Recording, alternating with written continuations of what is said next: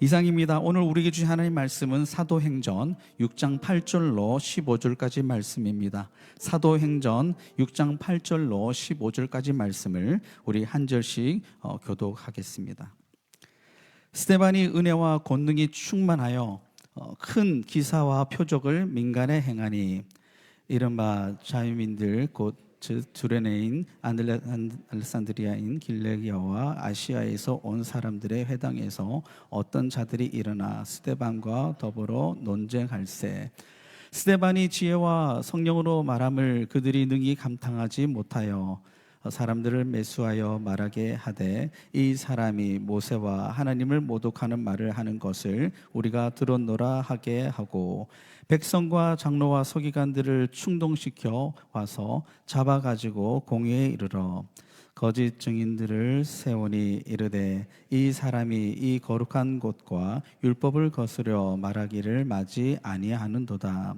그의 말에 이 나사렛 예수가 이곳을 헐고 또 모세가 우리에게 전하여 준 규례를 고치겠다 함을 우리가 들었노라 하거늘, 공회 중에 앉은 사람들이 다 스데반을 주목하여 보니 그 얼굴이 천사의 얼굴과 같더라. 아멘.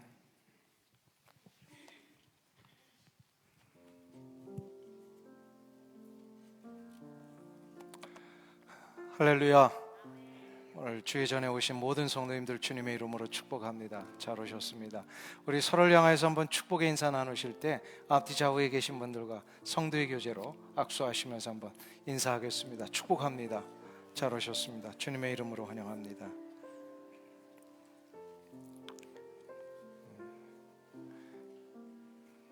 감사합니다.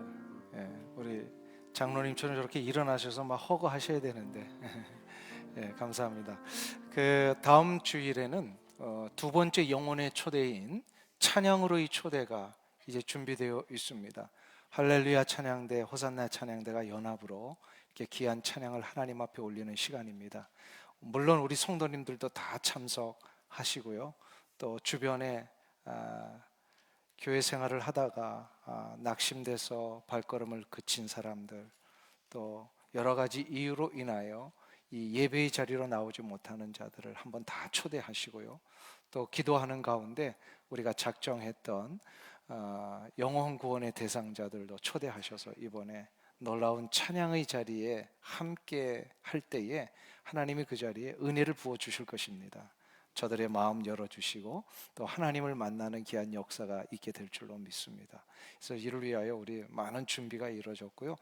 다음 주일 오후 4시 30분부터 식당에서 식사가 준비되어 있으니까 미리 오셔서 식사하시고 6시부터 우리 귀한 찬양제에 여러분들 함께 동참해 주시기를 바라고, 이를 위하여 할렐루야 찬양대 많이 준비하고 계시는 줄로 믿습니다. 감사합니다. 애쓰시고요. 오늘 또 귀한 찬양으로 이렇게 하나님 앞에 영광을 올리셨는데 정말로 하나님이 기뻐하실 줄로 믿습니다. 감사하고요. 우리 잠깐 소개해드릴 분이 계시네요. 아프리카 미래재단에서 한국에서 오셨는데요. 우리 성경진, 최민정 두 자매님이 오셨는데 한번 일어나시면 주님의 이름으로 환영하겠습니다. 어디 계시죠? 저 뒤에 계시네요. 네, 환영합니다. 자리에 앉으세요. 네.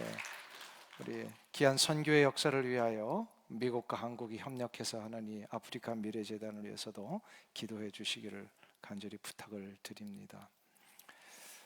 오늘 함께 나누실 말씀의 제목이 은혜와 권능이 충만한 스데반에 대한 내용입니다. 예루살렘 교회는 우리 지난주에 살펴보았듯이 헬라파 유대인과 히브리파 유대인들 사이에 좀 갈등이 있었습니다. 서로를 원망했고 또 서로에 대한 어떤 사역에 대한 불평이 있었어요. 그러나 성령님께서 예루살렘 교회를 잘 인도하셔서 또 모두가 다 양보함으로 이 갈등이 극복이 됩니다. 그래서 7명의 헬라파 유대인들을 섬김과 구제를 위한 일꾼들로 이렇게 아름답게 세우게 되었습니다. 그 세움받은 인물 중에 한 사람이 스데반입니다. 스데반은 성경에 의하면 성령과 지혜와 믿음이 충만한 사람이었다. 얼마나 이것이 특별했는지 누구와도 비교할 수 없을 정도로 뛰어난 그런 인물임을 소개하고 있습니다. 여기에 그가 사도 바울과 같이 또한 사도 베드로와 같이 신약 성경의 어느 누구와도 비교할 수 없는 아주 놀라운 복음의 업적을 남기는 자로 성경은 소개가 됩니다. 그런데 이 스데반의 기록은 우리가 이제 다음 주부터 살펴보게 될 그의 유일한 한 편의 설교로 예루살렘 공회 앞에서 했던 그 설교를 마감하면서 거기서 순교를 당하는 것으로 그의 기록이 마무리됩니다. 이렇게 위대한 인물이고 특별한 믿음의 소유자였던 스데반을 사도행전 6장과 7장에 기록을 하고 있는 이 의도는 과연 무엇일까? 오늘 그거를 좀 살펴보기 위하여서요. 이 성경을 기록했던 누가를 통하여 하나님께서는 이 시대에 예루살렘 교회를 모델로 삼고 있는 모든 신약의 교회들이 과연 어떻게 해야 할 것인가를 한번 세 가지로 나누어서 살펴보려고 합니다. 그것을 위해서는요, 첫 번째로 스데반이 과연 어떠한 인물이기에 성경이 이렇게 중요하게 기록했는가를 먼저 살펴보아야 합니다. 우리 8절 한번 보실까요? 8절 말씀 같이 한 목소리로 봉독합니다. 스데반이 은혜와 권능이 충만하여 큰 기사와 표적을 민간에 행하니. 은혜와 권능이 충만해서 무엇을 행했다고요? 기사와 표적. 이거는 누가 했던 일들이에요? 사도들이 했던 일입니다. 그런데 섬김과 구제의 사역을 위하여 선출되었던 이 평신도 스데반이 은혜와 권능이 충만하여서 이러한 놀라운 일들을 하게 되었다. 이미 우리가 살펴보았듯이 7명의 일꾼이 선출될 때 어떤 기준으로 저들을 선출했어요? 무엇과 무엇가 충만한 사람? 성령과 지혜가 충만한 사람. 이거 지난주에 이거 말씀 드렸어요. 이 성령과 지혜가 충만하여 믿음이 출중한 자였던 스데반이 오늘 본문에 의하면요, 여기에 한 가지가 더해집니다. 은혜와 권능이 또한 충만했다. 이것을 계속해서 언급함으로 인하여서 지금 신약 성경은 신약의 수많은 하나님의 사람들 중에 그 어느 누구에게서도 찾아볼 수 없었던 인격과 신앙이 출중한 자임을 소개를 합니다.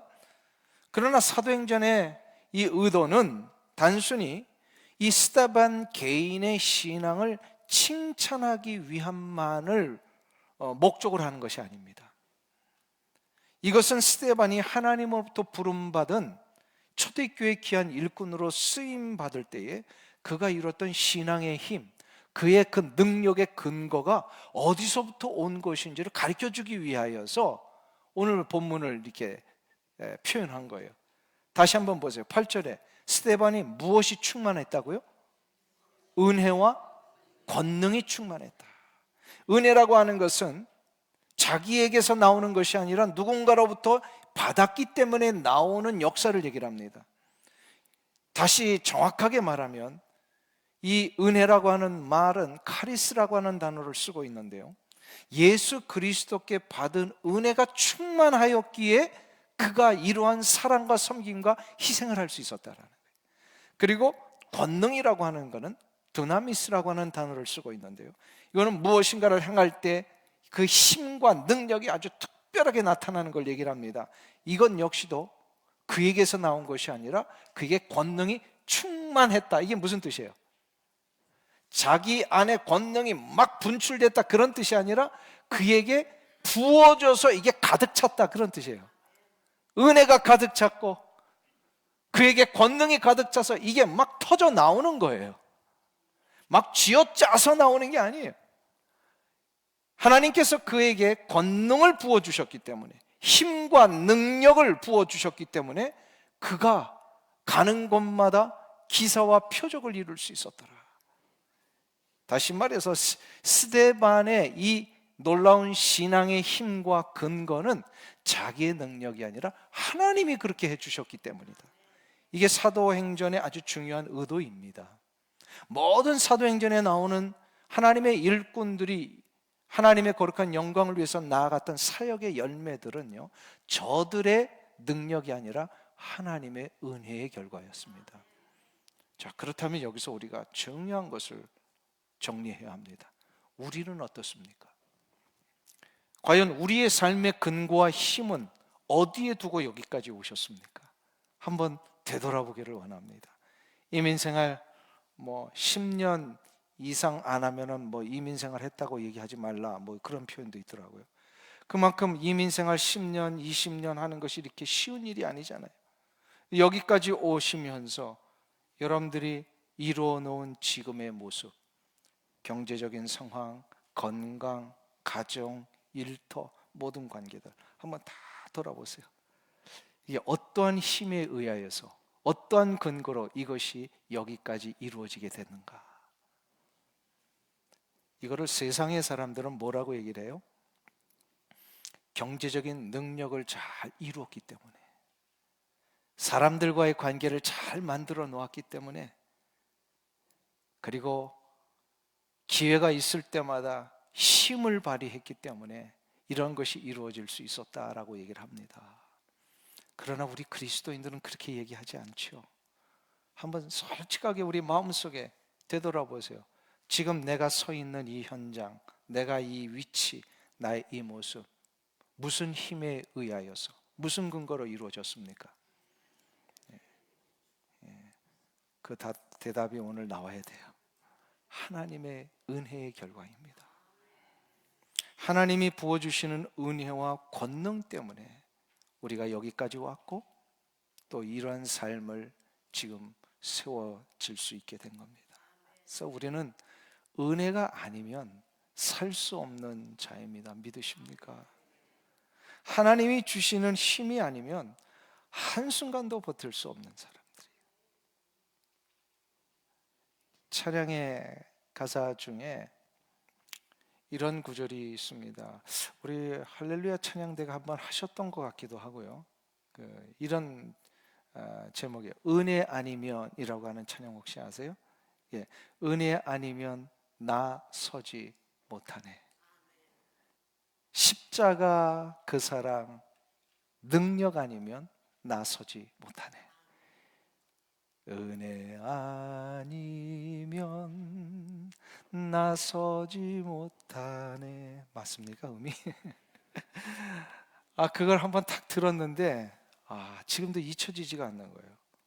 은혜 아니면 내가 서지 못하는데, 십자가의 그 사랑이 아니면 내가 어떠한 능력도 발휘할 수 없었던 건데, 이렇게 건강할 수 있었고, 이렇게 살 수 있었고, 여기까지 올 수 있었던 것, 하나님의 은혜인 줄로 믿습니다.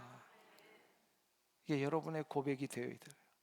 실은 사도행전에서 스데반을 소개한 이유가 여기에 있어요. 은혜로 주어진 능력이었기 때문에 스데반이 그 놀라운 사역을 감당할 수 있었고, 결국은 7장에 가면 순교하죠. 어떻게 이러한 신앙을 살 수 있었던 건가? 은혜로 주어진 능력이어야만 넘어지지 않습니다. 우리 주변에 보면 은혜 없이 자신의 능력으로 막 뭔가를 해보려고 하는 사람들이 있어요. 그런 분들 보면요, 열심히 뭔가를 하는데 또 뭘 자꾸 받아요? 은혜로 하지 않고 자기의 힘과 의지와 열심과 능력으로만 한다면 나중에 보면 다 이렇게 상처를 받아요.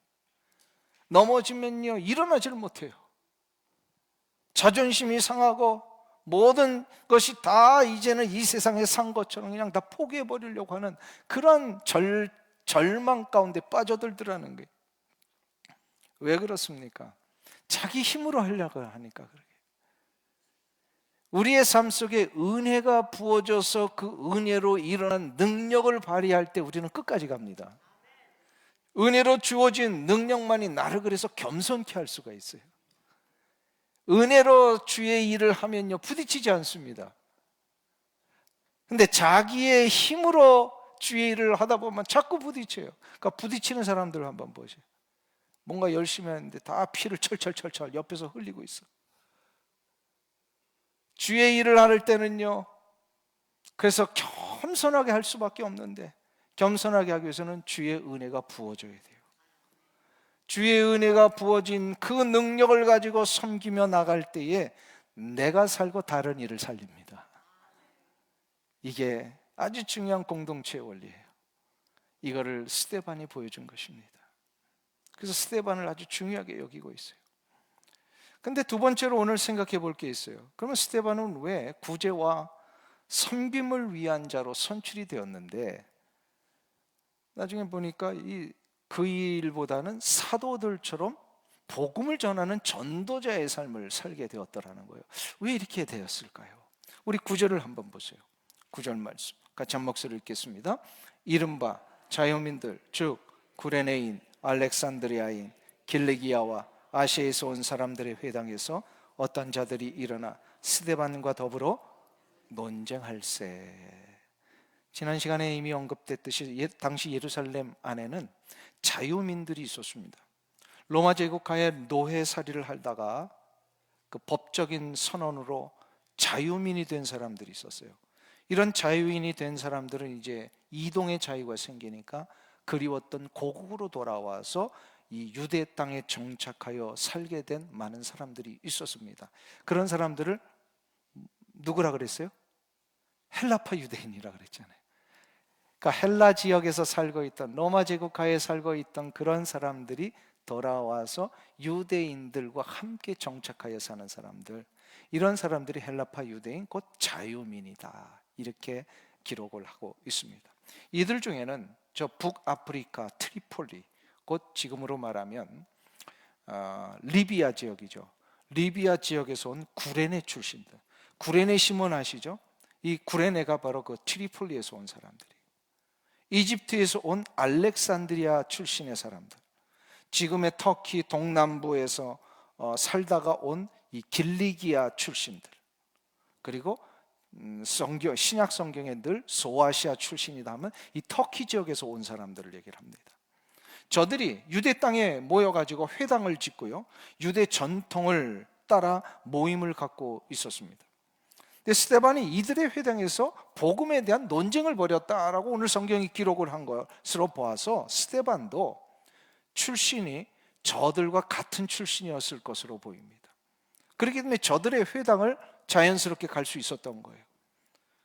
저들 중에 한 사람이었다가 예수 그리스도를 믿어 회심한 것으로 보입니다.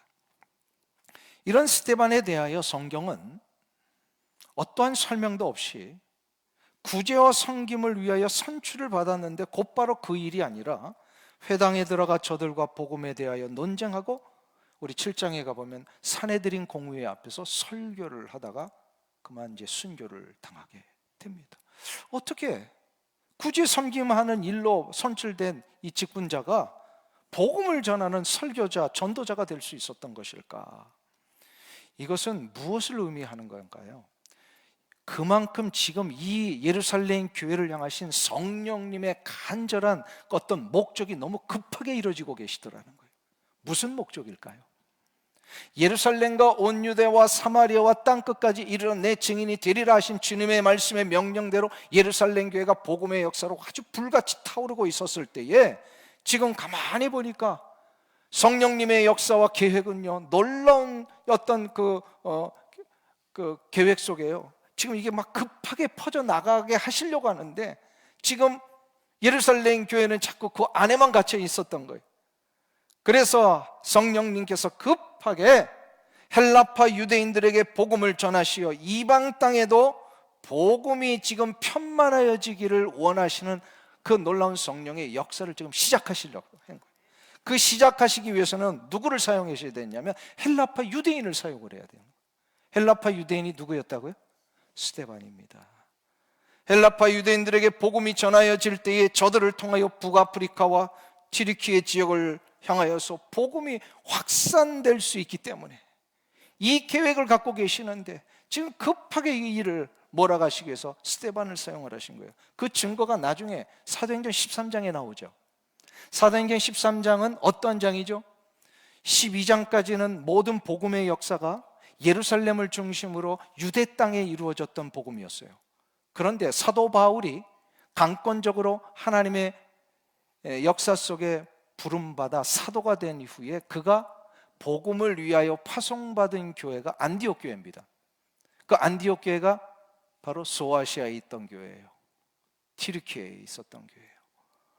그 교회가 이 사도 바울과 바나바를 이방 선교를 위해 파송을 합니다. 그 파송받는 내용이 13장에서부터 나와요.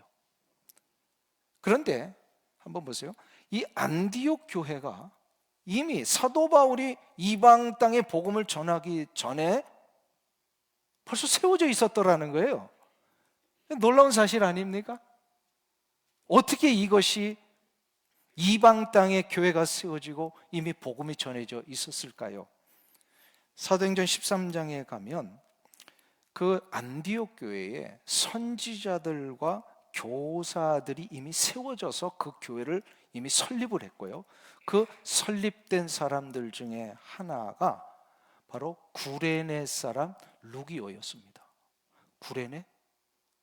어디서 많이 들어봤죠? 구레네 시몬 말고요. 지금 사도행전에서 언제 들어봤어요? 지금 6장에서 들어보셨잖아요. 자, 9절을 한번 보세요. 자유민들 구레네인 알렉산드라인 길리기아와 아시아에서 온 사람들의 회당에서 누가 논쟁을 했어요? 스데반이 논쟁을 했어요. 논쟁에서 이겼어요. 그 이후에 스데반이 복음을 전했어요. 자, 그러고 나서 우리는 추측해 볼 수 있죠. 복음이 전해졌을 때 그 출신 중에 구레네 사람들이 있었어요. 저들이 회심하여 돌아가서 안디옥의 교회를 설립했음에 틀림이 없습니다. 예루살렘 교회는 조직이나 시스템에 의하여 운영되던 교회가 아니라 성령님의 인도하심과 간섭하심에 민감하게 반응했던 교회였습니다. 그런 교회에 세움받은 스데반 역시도 성령이 충만하셔서 성령께서 그를 인도하시는 대로 스데반은 순종하며 성령에 민감하게 반응하며 나아갔던 주의 일꾼이었습니다. 그래서 구제와 섬김을 위해 세움받았지만 성령님이 아니야, 그것보다 더 급한 일을 해야 돼. 너는 지금 나가서 구레네 출신들 길리기아와 아시아에 온 사람들에게 지금 복음 전해서 저들을 통하여 이방 땅에 복음 전하는 이 일이 계속해서 확산되는 일에 너 쓰임받아야 돼. 성령님이 그를 그렇게 인도하시지 않았겠어요? 여기에 스데반이 순종을 한 겁니다. 그렇기 때문에 성령의 강력한 인도하심을 받아 복음의 사역자로 전도자의 삶을 살게 된 줄로 믿습니다. 이것이 중요해요. 교회 공동체는 복음의 역사를 위해 나아가는 모든 사역에는 성령님의 역사와 인도하심 앞에 민감하게 깨어 있어야 합니다. 영적인 일을 할 때에 복음의 사역을 우리가 위하여 나갈 때마다 우리가 정해놓은 계획이 있고 우리가 정해놓은 시간적인 순서가 분명히 있습니다. 그런 것이 있을지라도요, 성령님이 우리에게 강력하게 역사하셔서 우리를 인도해내시면 거기에 다 우리 것 내려놓고 순종하며 나가야 돼요. 왜냐하면 성령님은 우리의 계획과 순서를 뛰어넘는 놀라운 역사를 이루시는 하나님 아니십니까? 이거를 정확하게 깨닫고 나아갔던 사도가 바로 바울입니다. 사도행전 16장에 보면 그 유명한 자기의 그 고향 길리기아 다소를 중심으로 또다시 복음을 전하고 싶어가지고 계속해서 전진해 나가는데 하나님이 바울을 어떻게 하시죠? 막으셨어요. 성령님이 복음을 전하지 못하게 막으셨어요. 내가 한평생 복음을 위해 살겠다고 하면서 자기 고향 땅으로 가려고 했던 바울을 막으셨어요. 이상하지 않습니까? 바울이 아마 고민했을 것 같아요. 아니, 왜 내가 복음 전하겠다는데 왜 막으실까? 못하게 하실까? 그래서 강권적으로 그를 그 터키 동남부 쪽에서부터 이끌어내셔서요, 지중해 연안인 저 서쪽으로 그냥 강력하게 몰아가십니다. 그래서 그가 도착했던 항구가 드로아라고는 항구예요. 이 드로아에 있는데 갑자기 환상 중에 하나님이 놀라운 걸 보게 하셔요. 마게도냐에 있는 어떤 한 사람이, 알지 못하는 사람이죠, 그 사람이 자기를 향하여서 손짓을 하면서 와서 도와달라 라고 하는 이 환상을 성령님이 보게 하십니다. 이때 성령에 민감하게 깨어서 성령에 어떻게 해야 된다고요? 순종해야 합니다. 사도 바울이 그때 깨닫습니다. 아하, 내 고향 땅 다소로 가서 복음 전하는 게 아니라 하나님이 또 다른 계획이 있으시구나. 저 마게도냐 땅으로 지금 가라고 하시는구나. 아니나 다를까 순종하여 그 마게도냐로 넘어가니까 마게도냐의 첫 성, 제일 큰 성이란 뜻입니다. 그 빌립보에서 한 여인을 만나게 하십니다. 그 여인이 누구죠? 루디아입니다. 이 루디아 자주장사예요. 비즈니스 우먼입니다. 이 여인을 통하여서 하나님이 복음의 확산을 계획을 하시는데, 자주장사라면 지금 굉장히 큰 비즈니스를 하는 사람이라고 생각해도 틀리지 않습니다. 이 여인이 회심을 하고 그의 가족이 회심을 하고 거기에서 빌립보 교회가 세워지고, 빌립보 교회를 통하여서 하나님이 이 바울을 저 고린도로, 또 그리스로, 로마로, 스페인으로 몰고 가시는데, 그 모든 남부 유럽의 복음화를 위하여 나아가는 모든 복음 여정에 빌립보 교회와 자주장사 루디아가 후원을 합니다. 그래서 그들의 물질적인 영적인 후원을 통하여 복음의 사역을, 남부 유럽을 복음화시키는 일, 하나님 몰아가시는 일. 어떻게 하니까? 성령에 민감하게 깨어있고, 깨어있을 때 성령의 인도하심을 우리가 알게 되고, 알 때에 어떻게 하는 거예요? 순종할 때. 그래서 성령에 깨어있어야 돼요. 민감하게 반응해야 돼요. 사랑하는 성도님 여러분, 성령님의 깨어있는 믿음의 삶이 되시기를 축원합니다. 깨어있으면요 성령님의 뜻을 알게 돼 있어요. 알면 어떻게 하라고요? 순종해야 합니다. 근데 왜 안 하십니까? 성령님 잠깐만요, 요것만 다 끝내고 제가 이제 선교 가겠습니다. 자꾸 내 마음속에 성령님이 막 요청을 하시는데, 하나님이 요것만 다 마무리하고 요 일만 내가 인생에 이제 정리하면은. 근데요 가장 중요한 것은 지금 하는 거예요. 지금 순종은 지금 해야 돼요. 우리가 세워놓은 계획이 아니라 성령님의 인도하심 앞에 민감하게 깨어 순종할 때에 우리가 생각지도 못한 생명의 사역들이 펼쳐지는 거예요.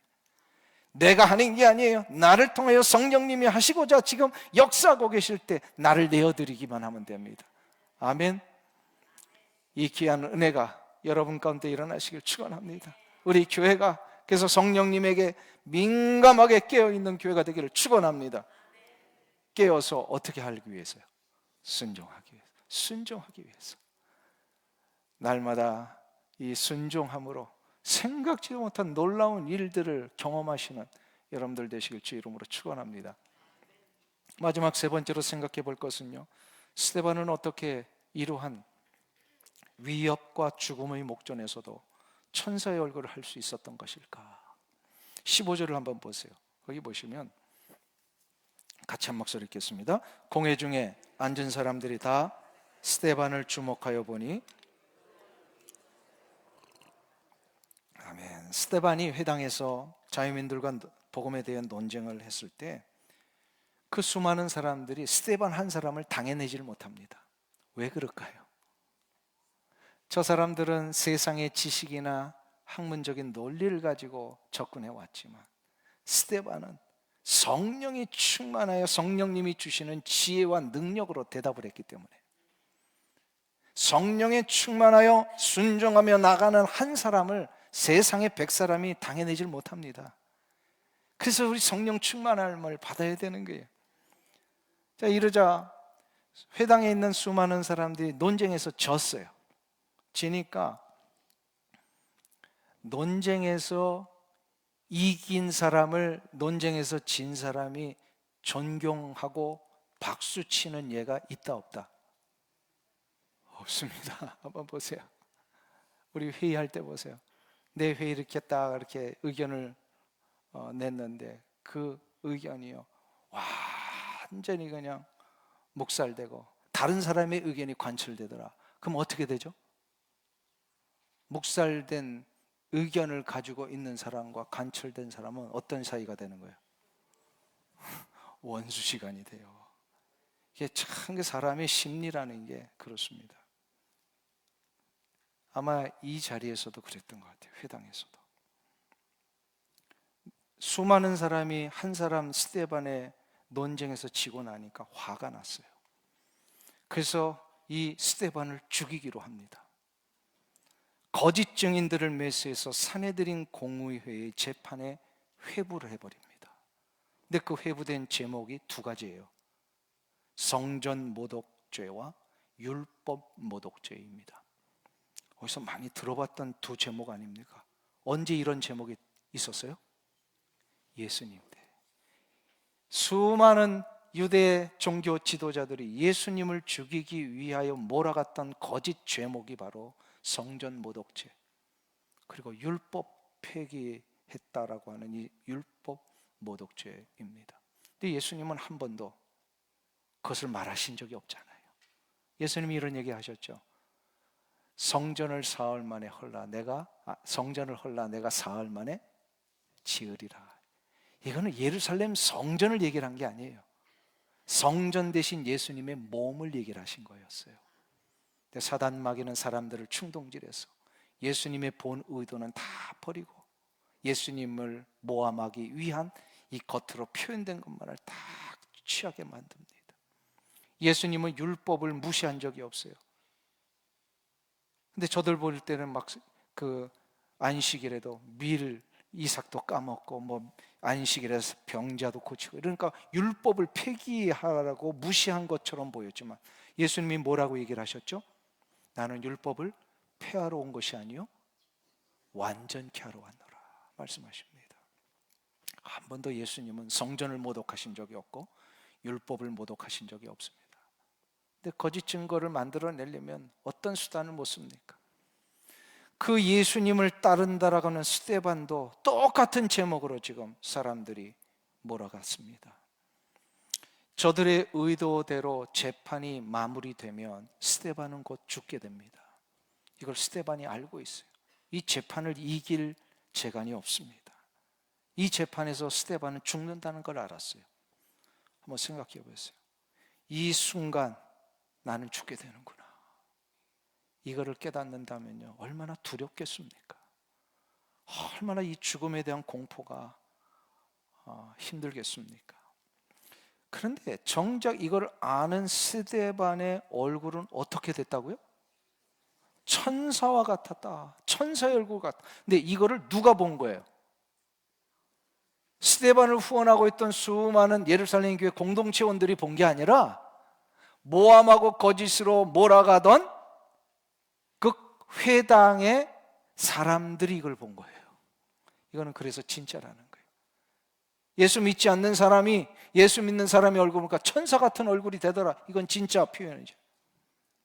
마치 시내산에서 40일 동안 하나님을 대면하고 율법을 받아 내려오는 모세의 얼굴이 빛이 난 것처럼 지금 스데반의 얼굴이 빛이 나고 있습니다.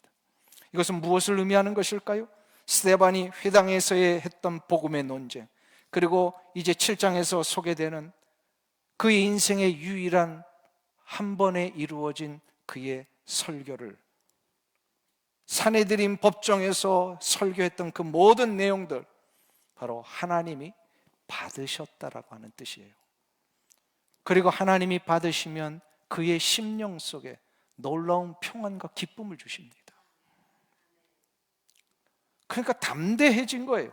죽음의 목전이지만 하나님이 부어주시는 이 평안으로 이 두려움이 사라지고 오히려 7장에 가보면요 저들을 용서해 주옵소서, 이런 용서의 간구를 하고 있습니다. 어떻게 이게 가능했을까요? 어떻게 이것이 그의 마음속에 이것이 시작이 됐을까요? 두 가지 이유 때문이라고 믿습니다. 첫째는 자신을 위해 모든 것을 버리신 우리 주 예수 그리스도의 십자가의 사랑을 분명하게 체험하면 이것이 되고요.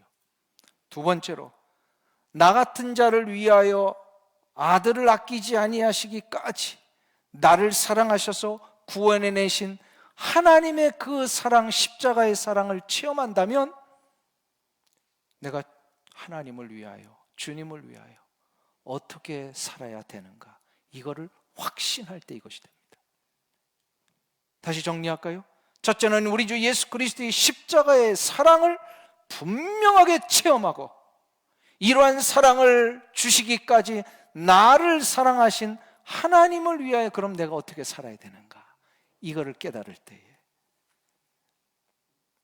스데반은 그래서 주님의 목적에 완전히 지금 사로잡혀 있었습니다. 사랑하는 성도님 여러분, 1000년이 하루가 같고 하루가 1000년과 같으신 우리 주님을 위해 단 하루만이라도 내게 베풀어 주신 사랑에 겨워서 주님이 나를 사랑하시고 구원하신 그 목적에 한번 부합해서 살아보시지 않겠습니까? 그 부합해서 살고자 하는 결단이 일어날 때에 스데반에게 부어주신 이 역사가 일어납니다. 한번 우리 이 아침에 돌아보기를 원합니다. 과연 나는 주님의 목적에 붙잡혀 살고 있는 자인가? 어떠세요? 여러분들은 어떠한 목적에 지금 붙잡혀 살고 계십니까? 아직도 못다한 이민자의 꿈 중요합니다. 어느 정도 보장받고 싶은 경제적인 또 사회적인 그런 위치에 올라가는 것, 그거 중요합니다. 그러나 그것만이 우리의 목적이 된다면 위기가 왔을 때, 어려움이 왔을 때 우리가 과연 스데반과 같은 이런 평안을 누릴 수 있을까요? 스데반의 얼굴에 비춰진 천사의 얼굴을 통하여 그의 온 인격 속에 흔들리지 않는 담대함과 평안의 능력은 예수 그리스도의 십자가의 사랑에 대한 체험과 함께 그 사랑을 주신 주님을 위한 나에 대한 목적에 부합하는 삶을 결단할 때 이루어지게 됩니다. 이번에 튀르키예 비전 출입을 통하여서 튀르키예를 방문하면서 주일에 시리아 난민교회에서 예배를 드리게 됐습니다. 그 예배당 공간이 아마 우리 교회 요 한 줄 정도 되는 공간밖에 안 되는 것 같아요. 아주 작은 공간에서 어린아이가 80여 명이 예배를 드리고 또 대부분의 사람들이 20, 30대 젊은 사람들이었어요. 자신의 나라를 탈출해서 타국의 이민자 혹은 난민으로 살아가는 저들의 마음이 얼마나 힘들고 어렵겠습니까? 시리아 내전이 일어났을 때 다 조국을 등지고 터키로 도망쳐 나온 사람들이에요. 저들 중에는 난민주의를 받은 사람들도 있지만 난민주의를 받지 못해서 그러니까 불법 체류자가 된 언제 어느 때 추방당할지 몰라. 그 시리아로 다시 돌아갈까 봐 두려움에 떠는 사람들이 많이 있었습니다. 그런 사람들 돌아가면 다 죽는데요, 지금. 그리고 남아있는 사람들의 80%는 대부분 남편들이 유럽으로 먼저 가가지고요, 돈을 벌어서 남겨진 이 난민들 가족들을 초청해가지고 유럽에서 살기 위하여서 지금 다 헤어져 있는 사람들이 대부분들이에요. 그러기에 여인들과 아이들만 남겨진 이 난민교회의 모든 성도들의 삶은 너무나도 곤고함에 시달리고 있습니다. 그런 이제 성도들이라는 것을 제가 이미 듣고서 갔는데 예배를 드리는데요, 제가 맨 앞에 앉았지만 가끔 이렇게 뒤를 돌아봤어요. 찬양을 하고 예배를 드리는 모습. 얼굴에는 어떻게 저렇게 기쁨이 있는지 말이에요. 2시간이 넘는 예배 중에 주일날 2시간 넘는 예배를 드리더라고요. 우리는 1시간만 넘어도 막 몸이 비틀어지는데 이 사람들은 2시간 동안 예배했는데 1시간 이상을 찬양하고 기도를 하더라고요. 찬양하다 기도하다 찬양하다가. 근데 갑자기 찬양하는데 알 수 없는 막 그 이상한 소리가 막 나오는 거야. 아 하면서. 그래서 저 소리가 뭔가 좀 거슬리기도 하고. 그래서 알고 봤더니 통역하는 그 이집트에서 온 자매가 있어요. 이 자매한테 물어봤더니요, 시리아 사람들은요 기쁠 때 저런 비명소리를 낸다는 거예요. 그러니까 우리 다 찬양을 이렇게 아름답게 하는데 약 하면 이렇게 막 스크림하는 그런 소리를 내는데 그게 저들의 기쁨의 외침이래요. 그 다음부터 그게 하나도 거슬리지 않더라고요. 그걸 알고 나니까. 특별히 결혼식 때 그런 소리를 많이 낸답니다.